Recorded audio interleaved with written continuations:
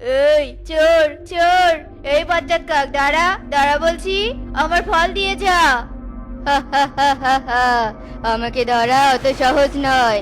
আমি হলাম চোরের বাপ, নাম্বার ওয়ান কাক।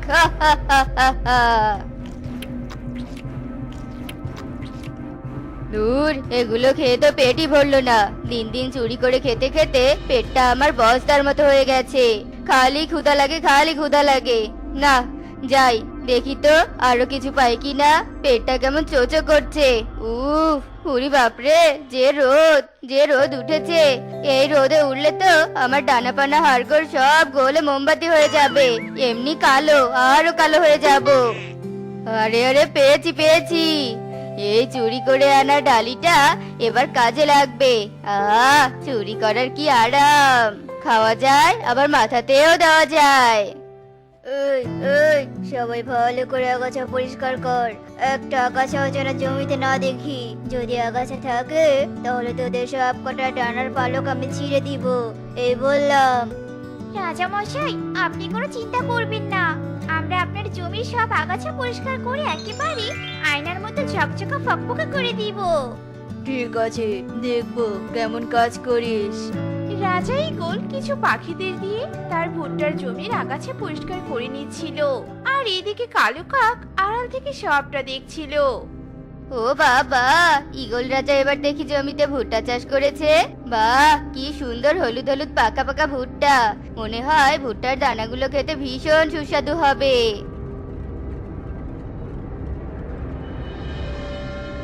সবাই চলে গেছে, যাই এবার ভুট্টাগুলো একটু টেস্ট করে দেখি।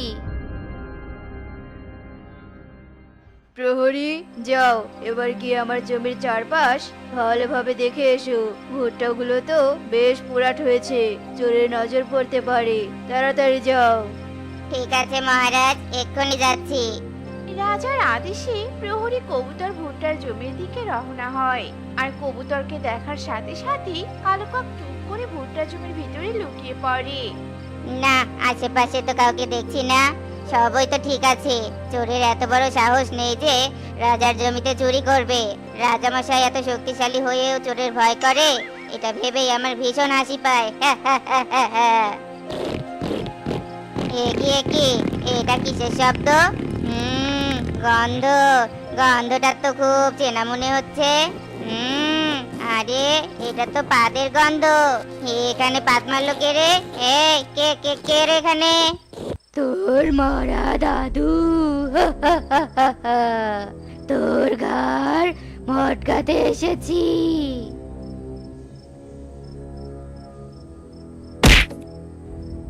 ওরে বাবা রে, মরা দাদু, ওরে বাবা রে।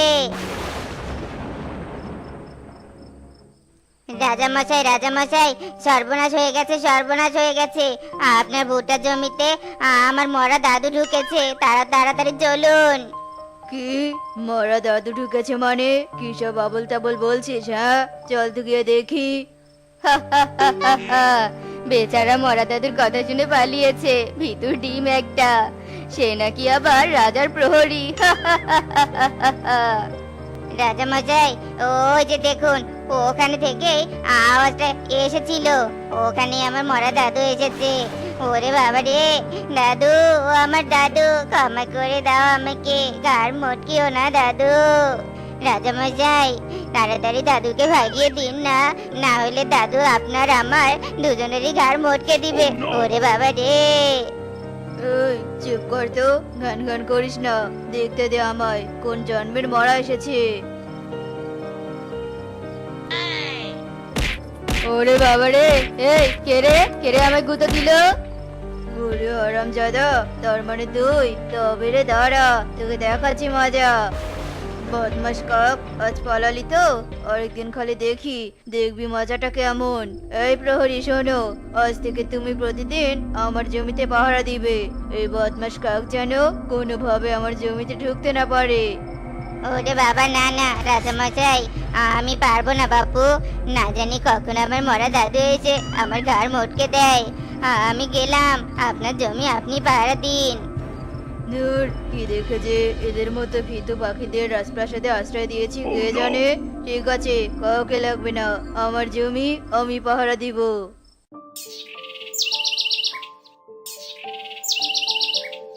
আরে রাজা মশাই, আপনি এত সকাল সকাল জমিতে কি করছেন? আর বলিস না, গতকাল রাতে ওই বেটা বজ্জাত কাকের পুরো বন চুরি করেও আত্মা শান্তি হয় না, এখন আবার রাজার দিকে চোখ দিয়েছে। রাজা মশাই, আমরা থাকতে আপনি একদম চিন্তা করবেন না, আমরা সবাই মিলে আপনার জমি পাহারা দিব। ওই বেটা কাককে কোনোভাবে চুরি করতে দিব না। হ্যাঁ রাজা মশাই, আপনি নিশ্চিন্তে প্রাসাদে যান। ঠিক আছে, তোদের কথায় ভরসা করলাম, আশা করি তোরা আমার ভুট্টা জমি রক্ষা করবি। চলি তবে।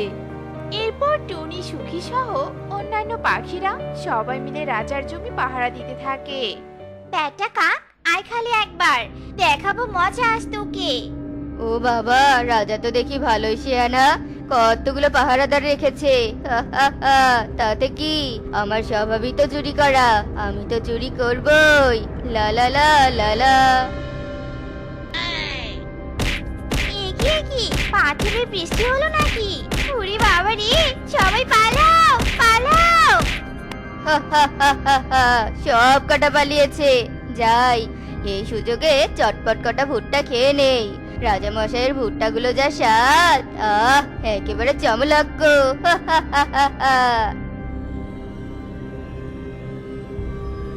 ওরে, তার মানে বেটা কাক আমাদের উপর ঢিল ছুঁড়ে মেরে আমাদেরকে তাড়িয়ে দিয়ে এখন ভুট্টা চুরি করে খাচ্ছে। এই সবাই বের হও, আজ বেটা কাককে শায়েস্তা করব। বেটা কাক দাঁড়া, আজ তোকে বাস দিব, বাস। হেইয়ো, আরো জোরে হেইয়ো, সবাই ছুটতে চলো, হেইয়ো। ওরে বাপরে, এত বড় বাস! আমাকে বাস দিবি? দেখ, তোদেরকে আমি পাত দিয়ে উড়িয়ে দিব।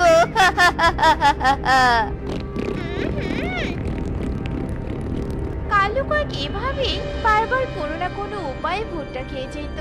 এতে করে টুনিরা ভীষণ রেগে যায়। টুনি, এই কালু তো কোনো কথাই মানছে না। আমরা যে প্ল্যান করছি তা বারবার ভেস্তে দিয়ে ভুট্টা খেয়ে চলে যাচ্ছে। আমরা তো রাজামশাইকে কথা দিয়েছিলাম যে ভুট্টার জমি রক্ষা করব। ওই যে চেয়ে দেখো, প্রায় অর্ধেক ভুট্টাই গায়েব হয়ে গেছে। এরপর যদি বাকি ভুট্টাগুলো খেয়ে ফেলে, তাহলে রাজামশাই সবাইকে গর্দান দিয়ে দিবে, গর্দান। হ্যাঁ টোনা, ঠিকই বলেছো। এবার আমাদেরকে সব আটঘাট বেঁধেই প্ল্যান সাজাতে হবে। এবার বেটা কাকে শায়েস্তা করতেই হবে। সবাই সবটা বুঝেছে তো? এবার যাও, কাজে নেমে পড়ো। ওই কাক আবার আসবে, সবাই প্রস্তুতি নাও। আরে বাস, কি সুন্দর মনোরম পরিবেশ! আশেপাশে তো কোনো পাহারাদারও নেই। নির্ঘাত সবাই আমাকে দেখে ভয় পেয়েছে। আহা কি আনন্দ আকাশে বাতাসে, আজ মনের আনন্দে ভুট্টা খাবো।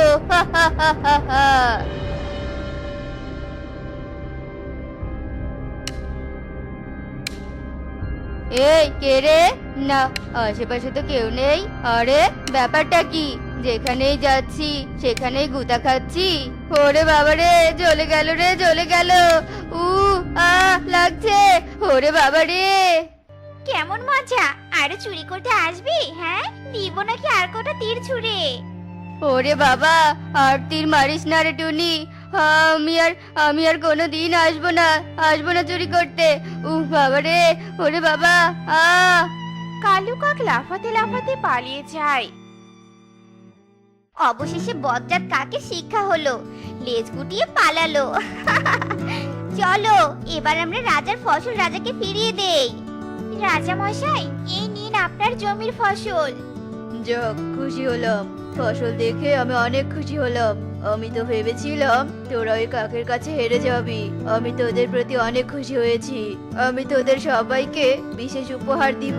বৌমা, বৌমা, ও বৌমা, আমাকে আমার ঔষধ আর এক গ্লাসে জল এনে দাও না বৌমা। বড় বৌমা, জবাব কেন দিচ্ছ না? কানে কি শুনতে পাচ্ছ না নাকি? ডেকে ডেকে কানের মাথা খাবেন না তো মা? আমার এত ডাকাডাকি একদমই ভালো লাগে না। সারাদিন কাজ করতে করতে আমার অবস্থা খারাপ, তার উপর আবার আপনার জ্বালা। তা বলি, বাড়িতে তো আর বউ আমি একা নই, আরো একজন তো আছে, তাকে তো বলতেই পারেন। দিদি, মায়ের সাথে এভাবে কেন কথা বলছো? সামান্য জলই তো চেয়েছে, অন্য কিছু তো চাইনি। আর তাছাড়া তুমি সংসারের কাজ তো একা করো না, আমিও তো করি। তুমি ঝাড় দাও, কাটাকাটি করো, আর আমি তো সারাদিন রান্নাঘরে রান্না করি। গরমে কি অবস্থা হয় আমার সেখানে তুমি থাকলে বুঝতে। দেখ টুনি, আমার সাথে একদম কথা বলতে আসবি না, আমি তোর সাথে কথা বলিনি। কেন বলবো না শুনি, কেন বলবো না? আমাকেই তো শুনিয়ে কথা বলছো। কি ভেবেছো আমি কিছু বুঝি না? নিজে তো 2-4টা কাজ করে বসে থাকো, আর সারাদিন তো টুকটুক করে আমাকেই সব কাজ করতে হয়, তার জন্য আবার গলা বাড়ানো হচ্ছে। কি এত বড় কথা? 2 দিন হলো না এ বাড়িতে আসার, আর এসে আমার কাজের হিসাব করছে। মা, আপনি কিছু বলবেন না? মা কি বলবে শুনি, মা কি বলবে? আমার সাথে কথা বলো। আহা বড় বৌমা, ছোট বৌমা, তোমরা থামো তো বাবু। 2 দিন পর পর তোমাদের ঝগড়া আমার আর ভালো লাগে না। ও, আমি এখন ঝগড়া করি? আপনার আদরে ছোট বৌমা আসার আগে এই সংসারের কাজ আমি করিনি, আর ছোট বৌমা আসতেই আমি ঝগড়ুটে হয়ে গেলাম। আজকে আসুক বাড়িতে। এই বাড়ি যদি আমি আলাদা না করেছি, তাহলে আমার নামও কাকুলি না। থাকবো না আর এক বাড়িতে, এক পরিবারে। হ্যাঁ হ্যাঁ, যাও না, আলাদা করো গিয়ে। ওসবে এই টুনি ভয় পায় না। আমারও বইয়ে গেছে এক পরিবারে থাকতে। যত সব, কি যে পাপ করেছিলাম যে এই বাড়ির বউ হয়ে আসতে হয়েছে আমাকে।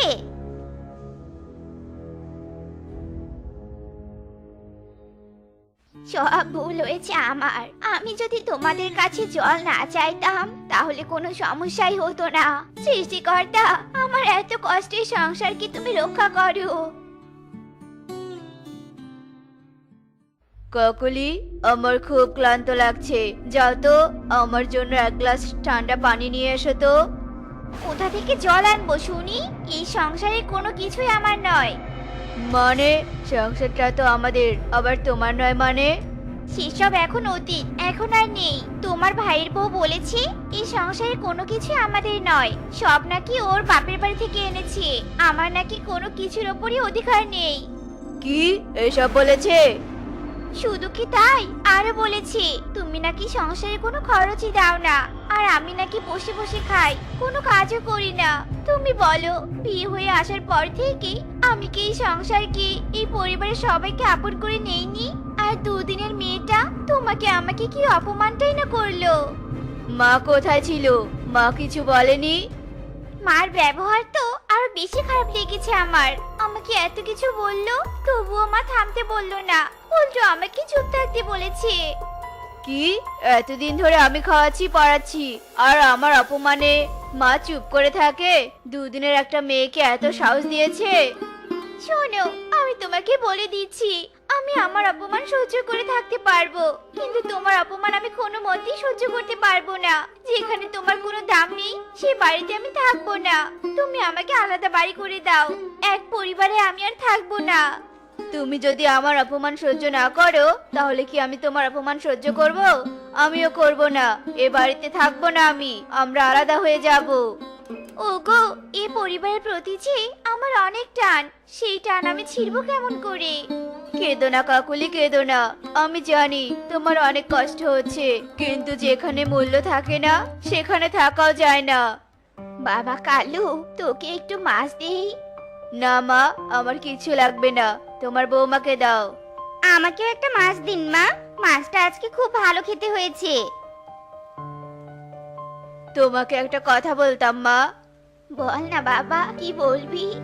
আমি সিদ্ধান্ত নিয়েছি, আমি আলাদা বাড়ি করব, এক পরিবারে থাকবো না। এসব কি বলছো দাদা? এক বাড়িতে থাকবে না মানে?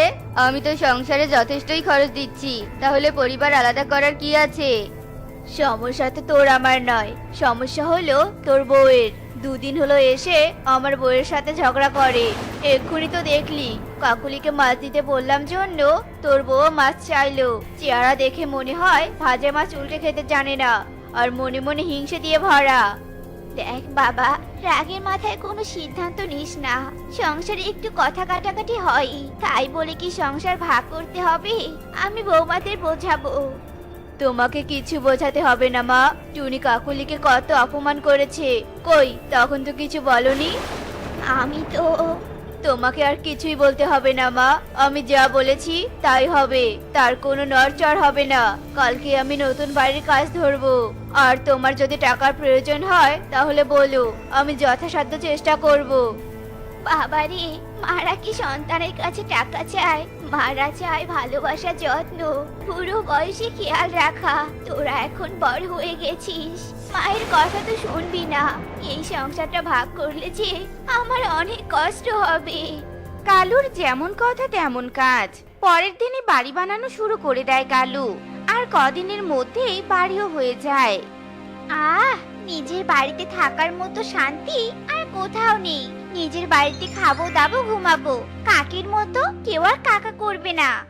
শোনো দিদি, তুমি যে আমাকে কথা শুনিয়ে বলছো তা আমি খুব ভালো করেই বুঝি, তাই আমাকে কথা শোনাতে এসো না বললাম।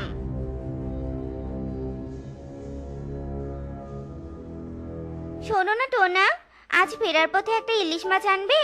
ইলিশ খেতে আমার অনেক ইচ্ছে করছে। আমার কাছে অত টাকা নেই, যে টাকা পাবো বাজার আর মায়ের ঔষধ আনতেই শেষ হয়ে যাবে। হ্যাঁ হ্যাঁ, আমার বেলায় তো তোমার সব শেষ হবেই। কেন কেন, মায়ের ভার তুমি একা কেন নিবে? তোমার দাদা আছে কি করতে? হ্যাঁ, তুমি কি তোমার মায়ের এক সন্তান নাকি? একদম বেশি কথা বলবে না, এই সব হয়েছে তোমার জন্য।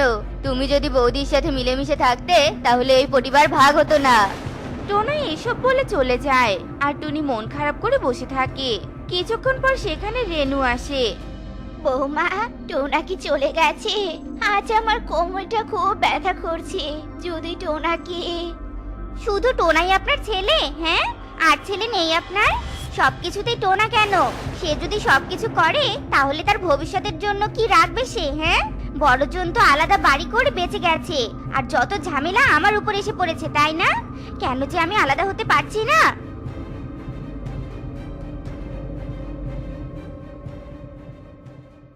মাসিমা, আপনি কাজটা ভেবেচিন্তে নিচ্ছেন তো? হ্যাঁ মা, আমি সব ভেবেই কাজটা করতে চাইছি। আমার কাজের খুবই দরকার। আপনি বয়স্ক পাখি, এই সময় আপনার বিশ্রামের প্রয়োজন, কিন্তু আপনি কাজ করতে চাইছেন? কাজের কি আর কোনো বয়স আছে? সংসারে টাকার প্রয়োজন। মাসি, আপনার কি সন্তান নেই? আছে মা, আমার 2 ছেলে 2 বৌমা আছে। তাহলে তারা থাকতে আপনি এই সময়ে কাজ করতে চাইছেন কেন? ছেলে দুটো কাজ করে সংসার চালাতে হিমশিম খাচ্ছে, মা হয়ে কি দেখতে পারি বলো? তাই ভাবলাম একটু সাহায্য করি। ঠিক আছে, আপনাকে আর প্রশ্ন করব না। আপনি কাল থেকে কাজে আসতে পারেন, আমি কালকেই আপনাকে সব কাজ বুঝিয়ে দিব। তোমাকে অনেক ধন্যবাদ মা, তুমি আমার অনেক বড় উপকার করলে। বৌমা, তোমাকে কিছু কথা বলতাম। কি বলবেন মা, বলুন। আমি একটা বাড়িতে ঝিয়ের কাজ নিয়েছি, মাস গেলে 10,000 টাকা দিবে। ও মা গো, তাই নাকি? এটা আপনি খুব ভালো করেছেন মা, সংসারে বাড়তি টাকা আসবে, ভালোই হয়েছে। কিন্তু দেখো, টোনা যেন কিছু বুঝতে না পারে। না মা, আপনি কোনো চিন্তা করবেন না, আপনার ছেলে কিচ্ছু বুঝতে পারবে না, কিন্তু টাকাটা কিন্তু আমার হাতেই দিবেন। ওয়াও, টাকা! ওই টাকা দিয়ে আমি অনেক শপিং করব।